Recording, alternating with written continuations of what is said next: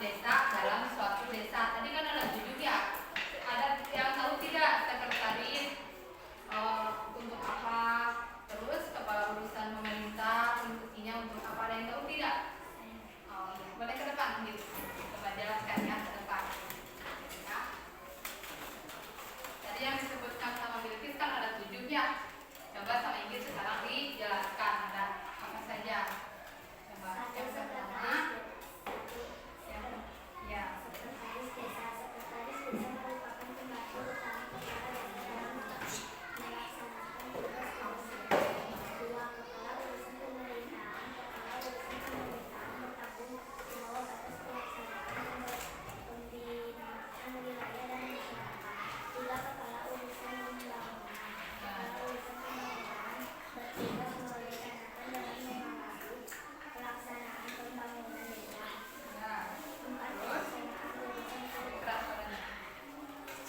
Empat, kepala urusan keuangan mempunyai tugas khusus merencana dan melaporkan keuangan desa dan juga menangkap sebagai bendahara. Ya. Yang selanjutnya saya tahu tidak tadi sampai apa? Sampai kepala urusan keuangan. Ya, selanjutnya yang tahu tidak 3 lagi penjelasannya apa? Fungsinya untuk apa? Ya, oh sama ayo ke depan. 3 lagi kepala urusan kesejahteraan sosial desa dan kepala urusan umum dan terakhir kepala dusun. Coba jelaskan untuk apa fungsinya ya? Kesejahteraan sosial desa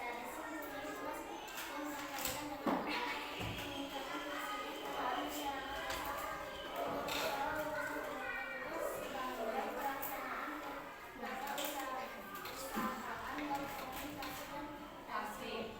Yang terakhir kepala dusun ya.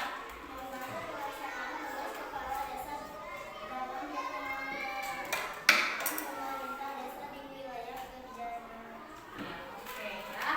Udah ada yang ngerti apa saja fungsinya?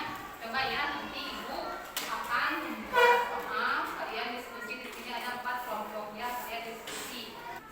Selanjutnya Ibu di sini akan menjelaskan tentang BPD. Ada yang tahu tidak singkatan BPD itu apa? Apa? Badan Permusyawaratan Desa ya. Ada yang tahu tidak apa yang Ibu bisa sebutkan? BPD singkatan dari apa? Badan Badan Pemusyawaratan Desa ya. Itu singkatan dari BPD. Apa yang dimaksud dengan BPD? Siapa yang tahu? Ya, ada Pak.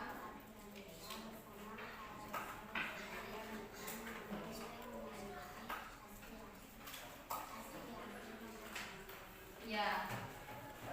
Itu apa tentang BPD. BPD adalah Badan Pemusyawaratan Desa, berfungsi menetapkan peraturan desa bersama kepala desa ya.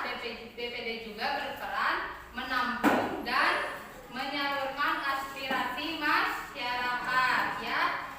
Wakil dari pemerintah desa, anggota BPD ditetapkan dengan cara musyawarah dan mufakat. Masa jabatan anggota BPD berapa tahun? Sama tidak dengan kepala desa? Sama ya. Tadi berapa tahun? 6 tahun ya. Dapat dipilih lagi 1 kali masa jabatannya. Kalau misalkan tadi kan kepala desa bisa 2 kali jabatan ya, bisa mencalonkan lagi. Kalau BPD mah tidak bisa ya, hanya 1 kali ya.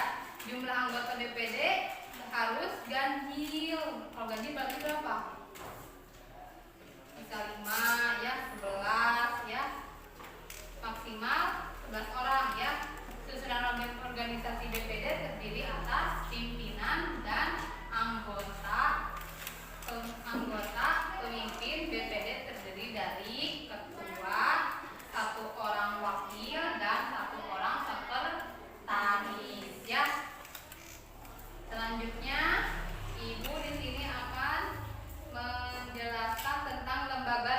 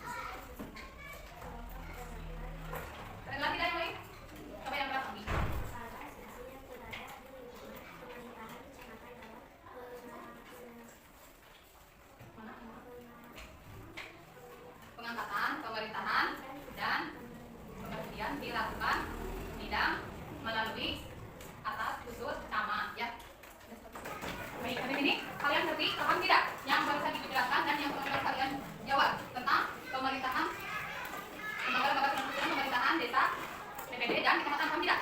Paham ya, ada siapa saja ya di desa sebenarnya orang-orangnya, terus bekerja sebagai apa di pemerintah juga sama ya. Nah KPPD juga ya, tadi ya ada kepalanya, ada wakilnya, ada sekretarisnya ya, paham di sini? Paham ya. Nah, sekarang kalian diskusi ya apa